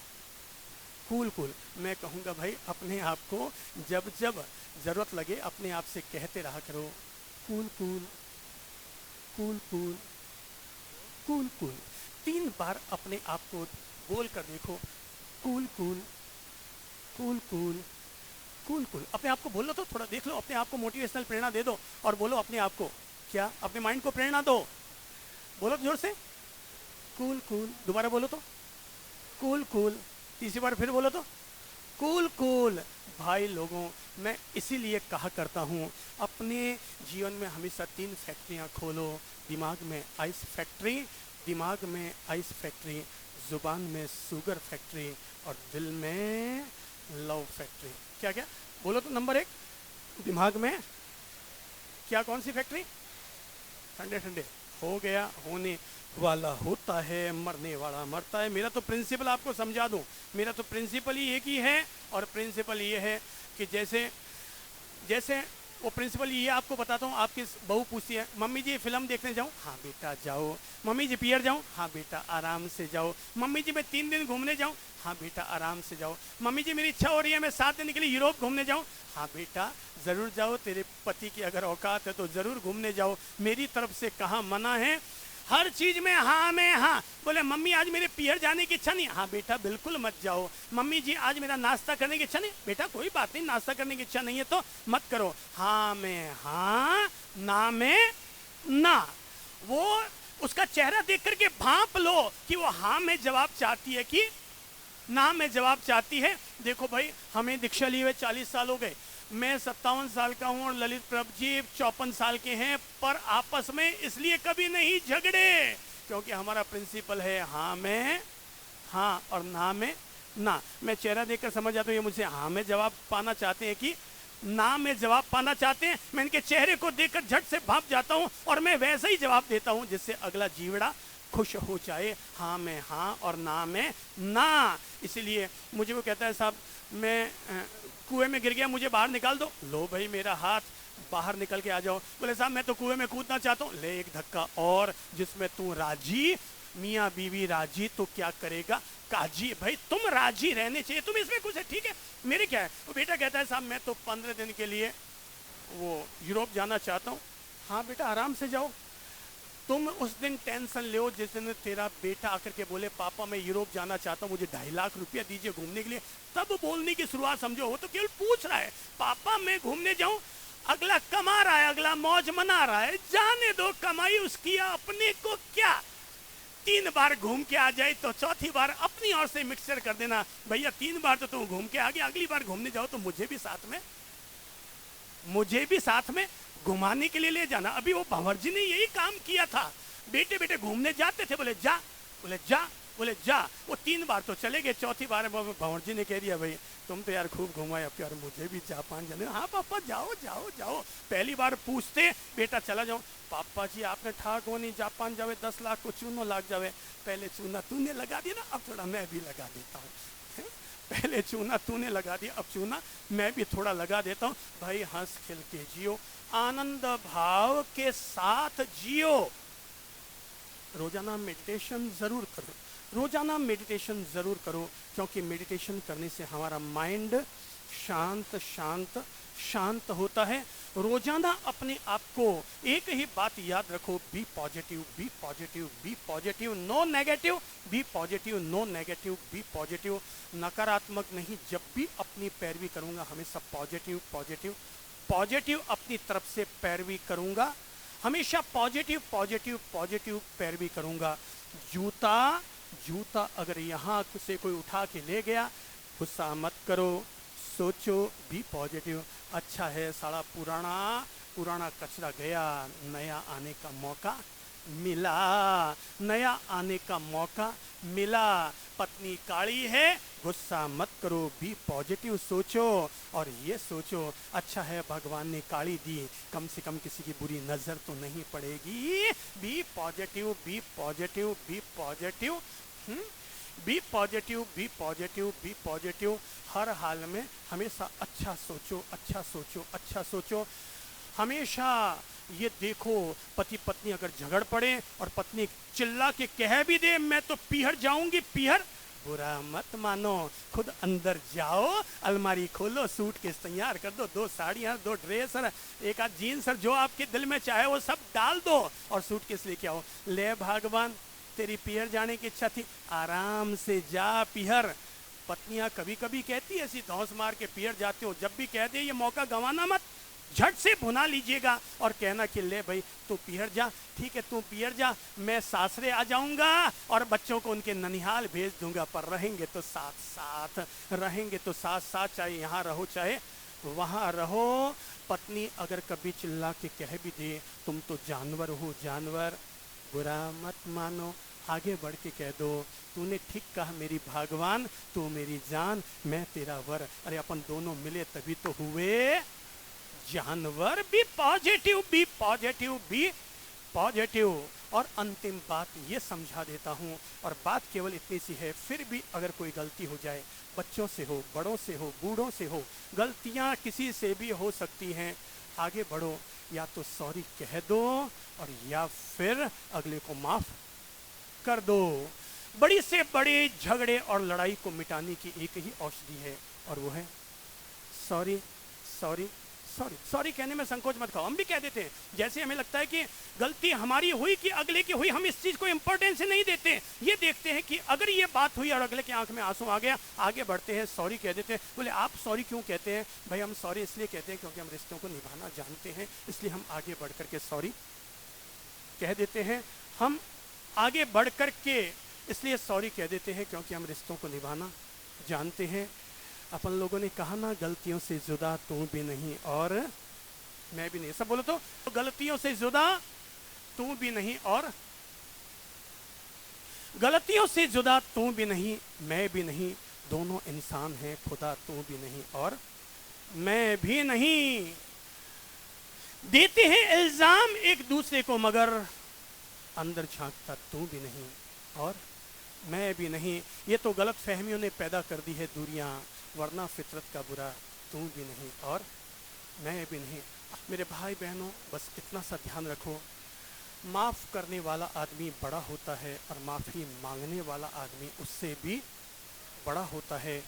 ध्यान रखो, 36 इंच का सीना उसका नहीं होता जो रोज़ दंड बैठक लगाता है, असली 36 इंच का सीना उसका होता है जो गलती करने वाले को माफ करने का बड़ापन दिखाया करता है। असली 36 इंच का सीना उसका हुआ करता है जो गलती करने वाले को माफ करने का बड़ापन दिखाया करता है। क्रोध से उबरने के लिए अपने दुष्परिणामों पर, क्रोध के दुष्परिणामों पर विचार करो और अपने आप से वादा करो, आज से मैं कंट्रोल करता हूँ, अपने आप पर कंट्रोल करता हूँ, अपने आप में पेशेंस रखता हूँ। ध्यान रखो, पहला है पीस, दूसरा है पेशेंस। शांति रखो और अपनी सहनशीलता को बढ़ाओ। जो व्यक्ति क्रोध के दौरान केवल 2 मिनट का धैर्य रखने में सफल हो जाता है, वो आने वाले 20 दिनों को दुखी होने से बचा लिया करता है। मैं तो ये मान कर चलता हूँ, कभी कोई बात हो जाती है तो मेरा तो फॉर्मूला है KFP। क्या फॉर्मूला है, सब बोलो तो KFP। क्या फर्क पड़ता है, कहना मान लिया तो ठीक, नहीं माना तो ठीक, तू तेरे राम में मस्त रहे, आनंदमय रह। आज मैंने बहुत सहजतापूर्वक आप लोगों को केवल एक बात समझानी चाहिए है कि जीवन में अगर प्लस पाना है तो पहले अपने माइनस पॉइंट को कम कीजिए। अपने आप को फिर से दोबारा अपने आप को मोटिवेट कीजिए और अपने आप को मोटिवेट करके अपने आप को प्रेरणा दीजिए। आज से गुस्सा गो